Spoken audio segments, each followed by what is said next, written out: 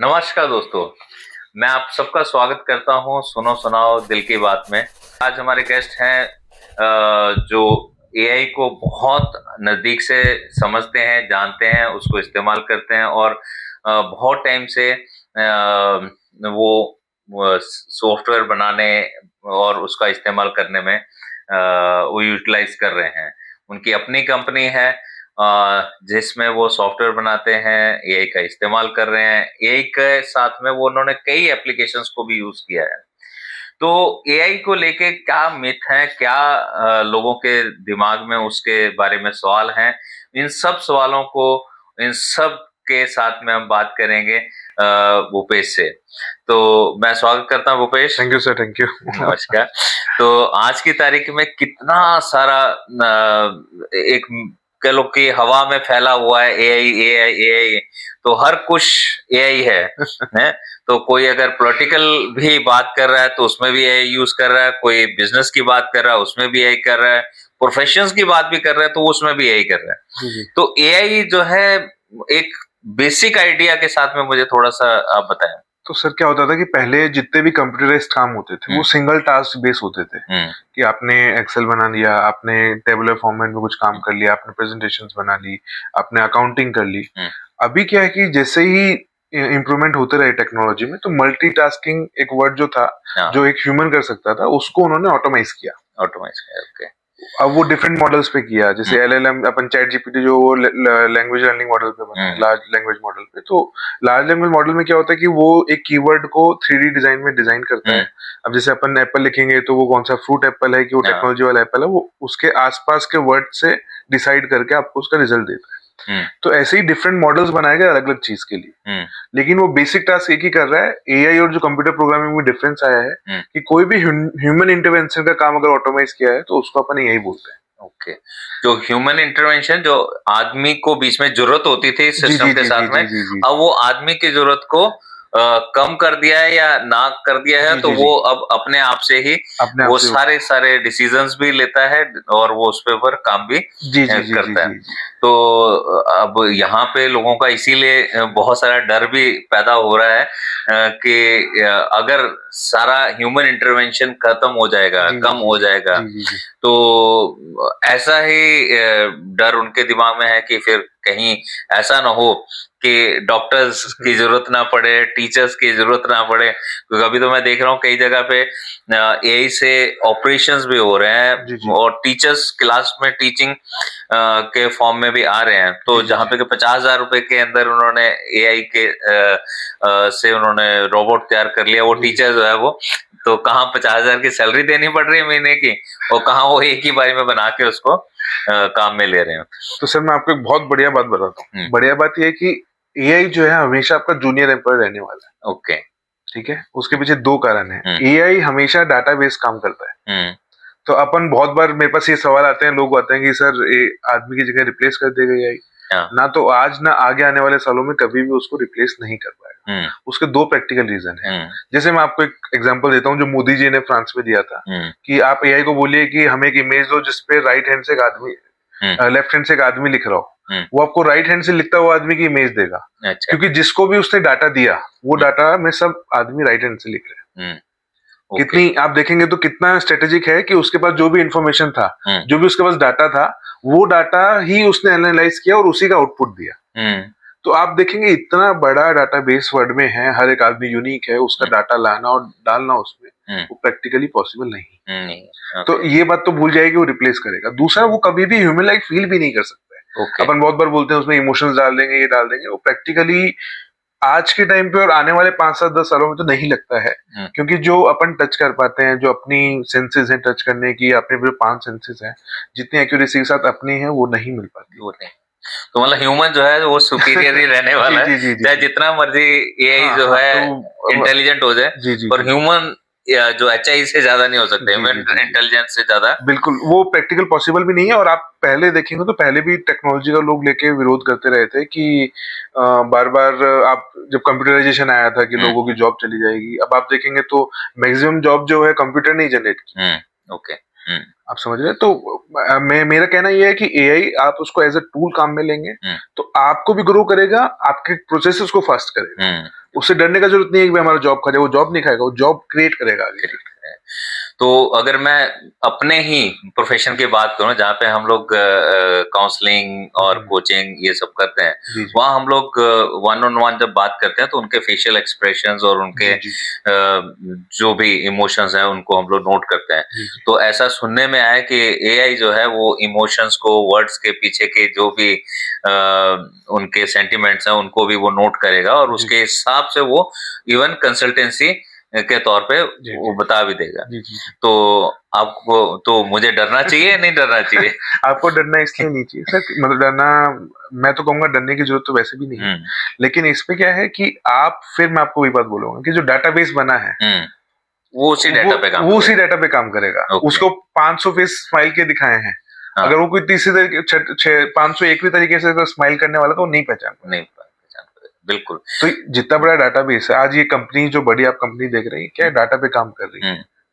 ये मिथ है लोगों का कि वो हर चीज कर पाएगा। जैसे मैं आपको एक बहुत बड़ी एग्जांपल देता हूँ, टीटी का एक मैच उन्होंने खिलाया, एआई को ट्रेन किया सारा। अब क्या था कि वो जैसे ही टीटी वाला खेलता था तो उसको बोर्ड को ये सिखाया गया कि वो एक टिप खा के आपको उसको मारना है।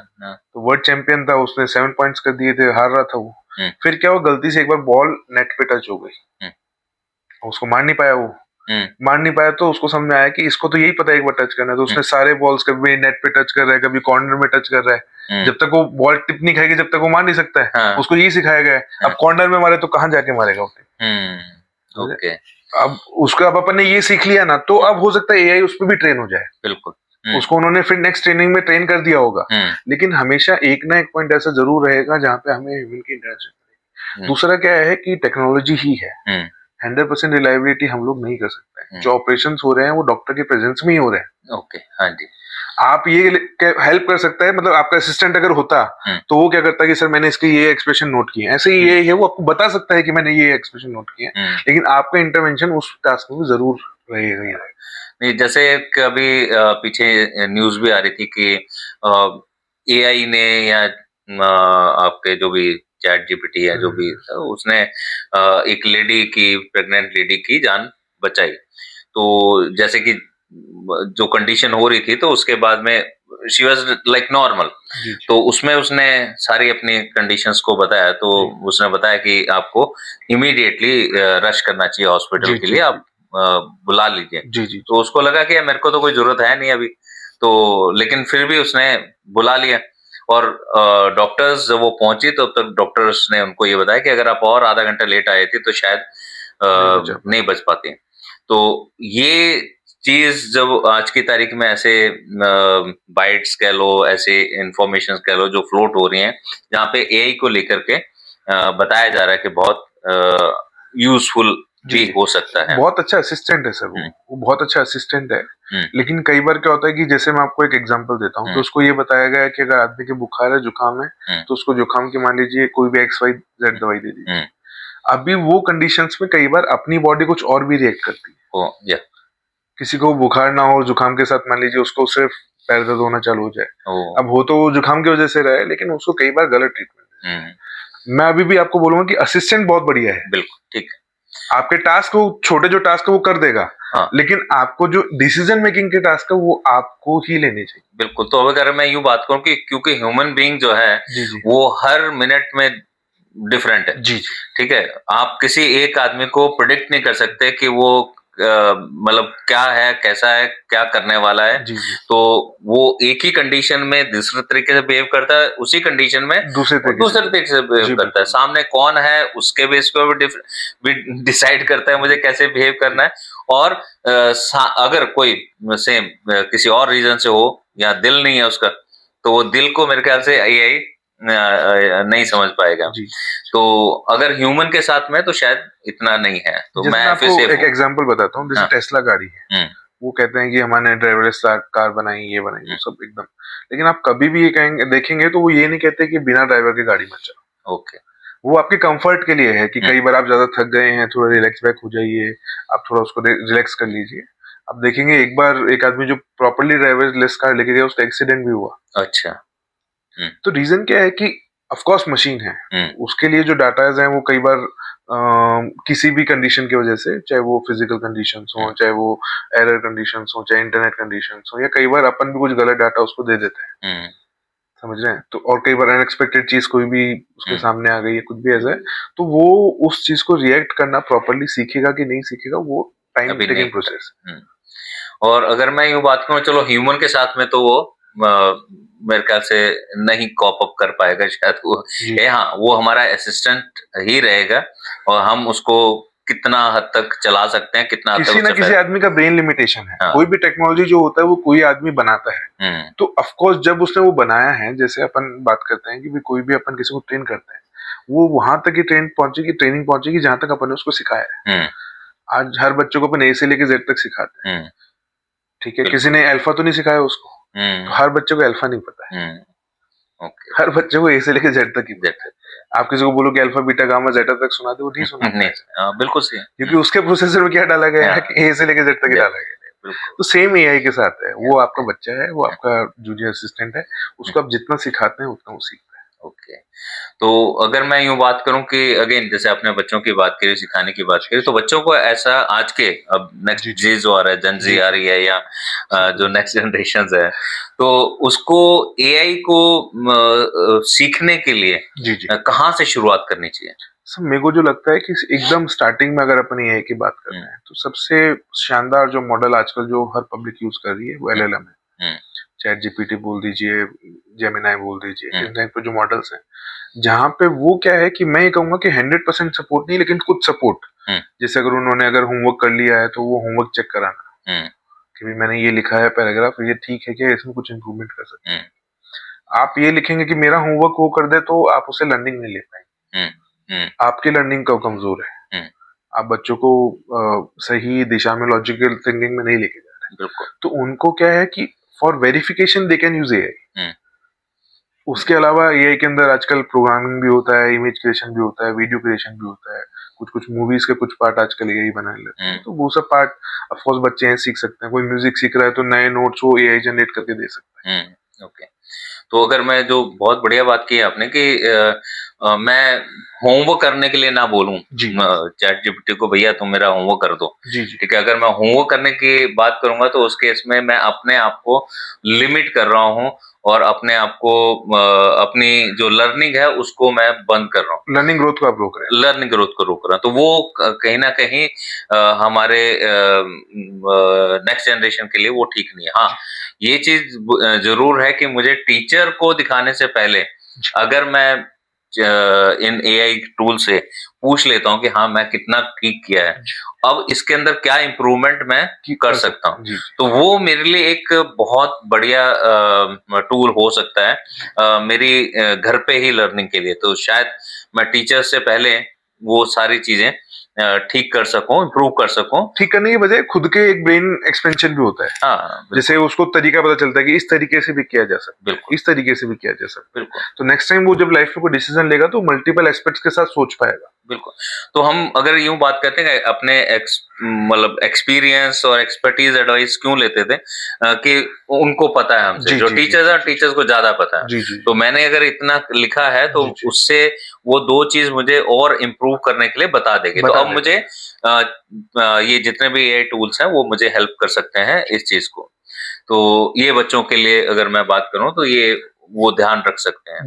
और दूसरा क्या है कि मतलब बच्चों का जो लर्निंग ग्राफ है वो क्यूरियोसिटी से आता है। तो एआई से बढ़िया क्यूरियोसिटी कोई सॉल्व नहीं कर सकता। बिल्कुल सही है।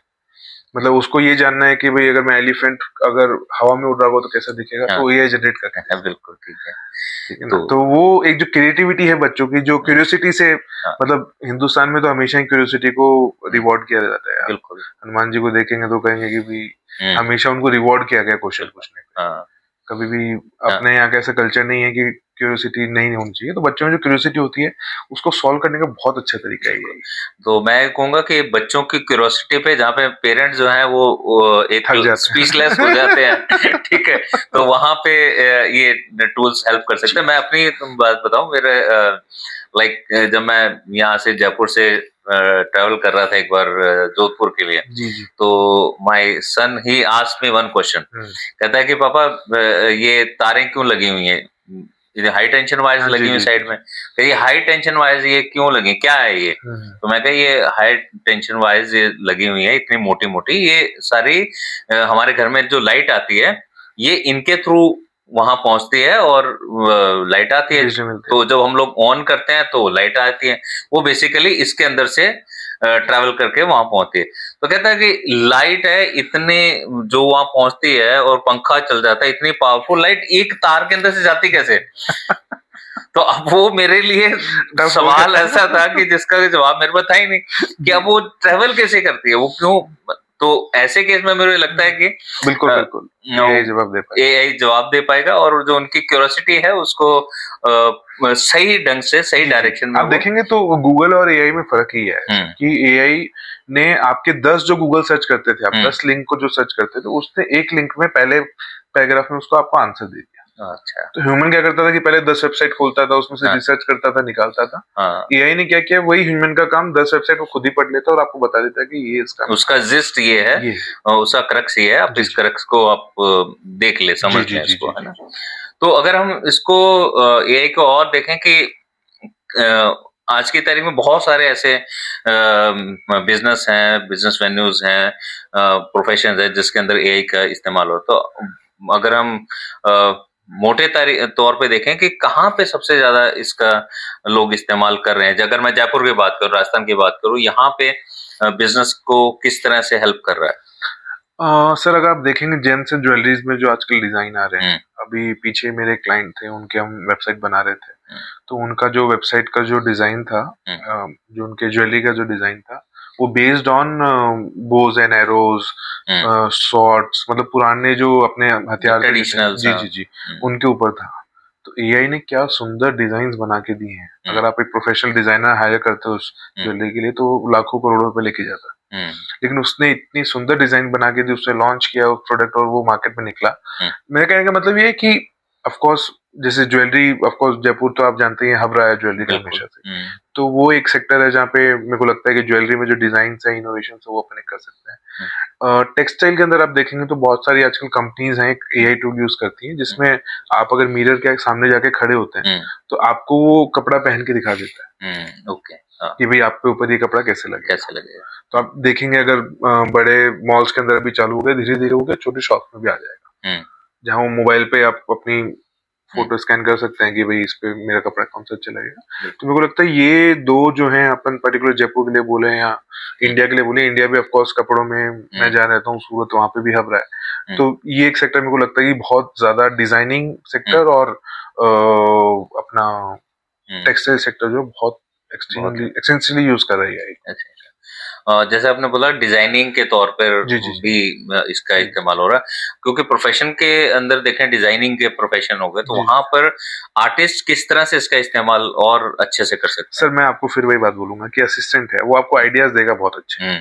उसने जो इमेजेस दी हैं ज्वेलरी की, वो परफेक्ट 100% परफेक्ट नहीं है। ओके, तो उसके बाद आपको उस पे काम करना पड़ेगा, फिनिशिंग टच आप ही को करना पड़ेगा। लेकिन आप उसने आइडिया दिया आपको कि ये आप बोस के जो है वो इयररिंग्स बनाइए, आप बोस के पेंडल्स मत बनाइए, आप वो बोस के इयररिंग्स बनाइए, आप स्वॉर्ड का जो है वो पेंडल बनाएंगे तो ज्यादा अच्छा लगेगा। तो मतलब उसने आइडियाज दिए आपको, उसने आइडिया जनरेट करके दिए। वही आपका असिस्टेंट जो रिसर्च कर रहा था कि सर क्या क्या पॉसिबिलिटीज है, वो उसने आपको करके दे दी। ओके, तो ये भी है। तो कौन सा ऐसा इंडस्ट्री है जो अभी भी एआई को उतना अच्छे से उन्होंने टच किया है, ना एक्सप्लोर किया है और अभी और हेल्प ले सकते हैं? सर मैं एक तो बोलूंगा कि रिसोर्सेज की जो इंडस्ट्रीज हैं, कोल वगैरह है, गोल्ड इंडस्ट्रीज हैं, ये सब बहुत ज्यादा स्कोप बाकी है एआई, बहुत एक्सटेंसिवली स्कोप जो है इसके अंदर बाकी है।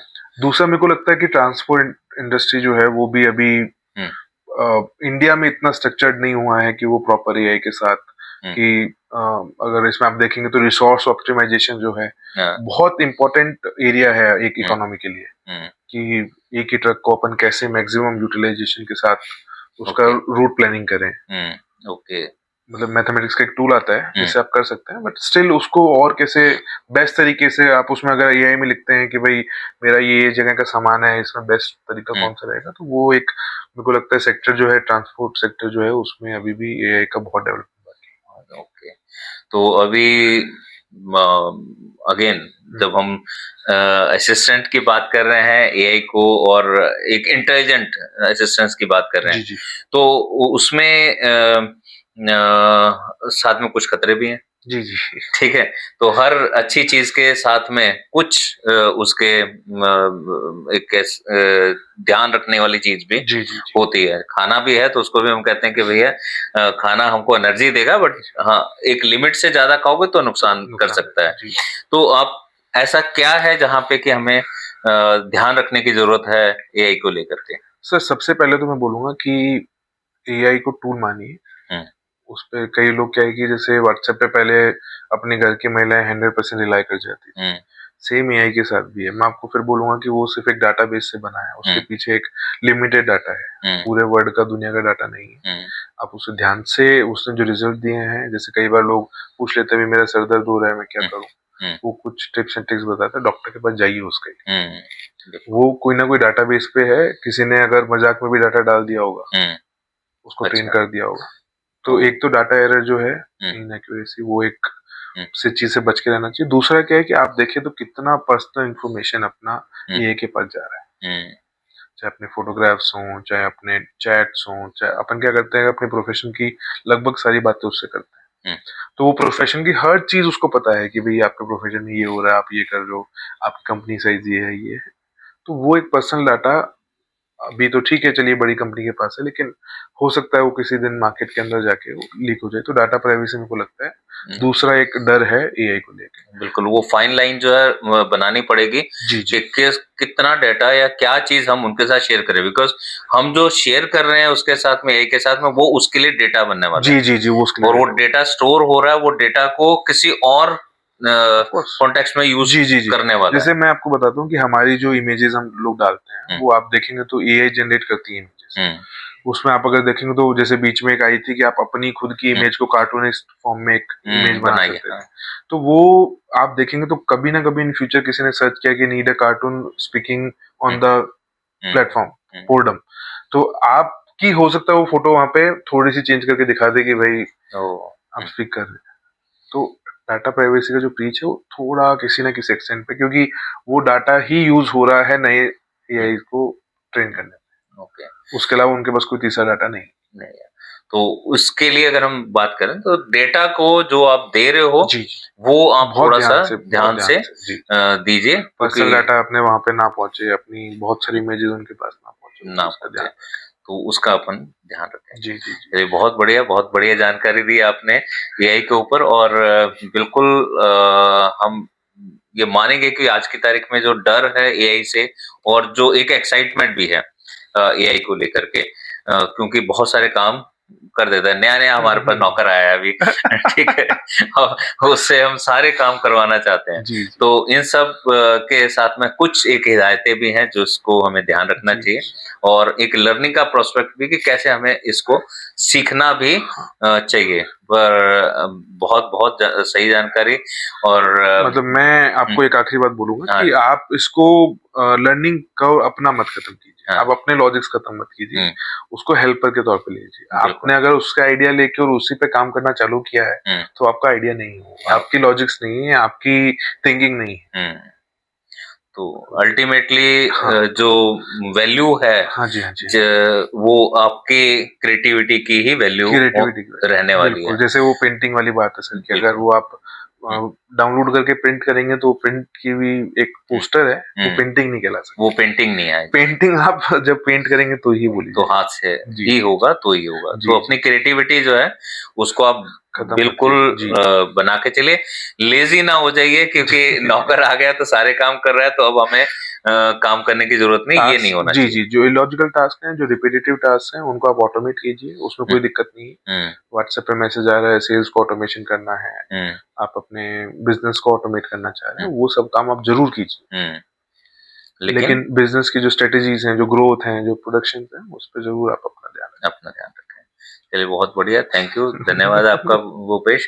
और मैं आपसे भी सबसे इस चीज के लिए गुजारिश करूंगा कि आप भी एआई को से घबराएं नहीं, एआई का यूज करें और अपनी परफॉर्मेंस में, अपने काम में उसका अच्छे से उसको यूटिलाइज करें, पर कुछ हिदायतों के साथ, कुछ रिस्ट्रिक्शंस के साथ में, कि एक लिमिट तक अपने डेटा को सामने उसको दें, क्योंकि आपके लिए वो इंफॉर्मेशन जस्ट एक इंफॉर्मेशन शायद मजाक में या एक क्यूरोसिटी में हो सकता है, लेकिन उसके लिए वो डेटा है जो बाकी जगह पे बाकी लोगों के लिए यूज हो सकता है। तो मेरे जो मुझे समझ में आया है कि अगर आपने कहीं ये लिख दिया कि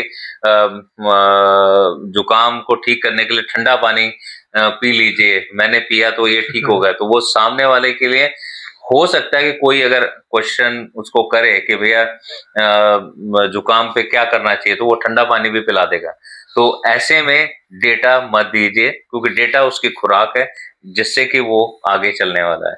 तो एआई को सावधानी से बरतिए, पर बरतिए और अच्छी तरीके से यूज करिए इसका। धन्यवाद। Thank you.